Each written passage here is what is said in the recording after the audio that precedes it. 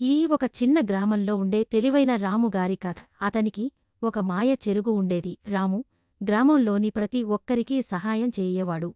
ఒకరోజు గ్రామంలో ఒక సమస్య ఏర్పడింది. అందరూ చాలా మనోవేదనలో ఉన్నారు. ఎందుకంటే వారి దగ్గర ఆహారం ఉండేది కాదు.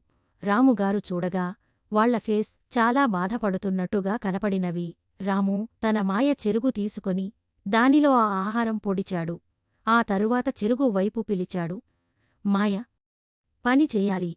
వెంటనే చెరుగు నుండి అత్యంత రుచికరమైన ఆహారం తయారైంది. రాము ఆ ఆహారాన్ని గ్రామ ప్రజల మధ్య పంచాడు. అందరూ ఎంతో ఆనందంగా తినిపోతూ ఆనందంగా కనిపించారు.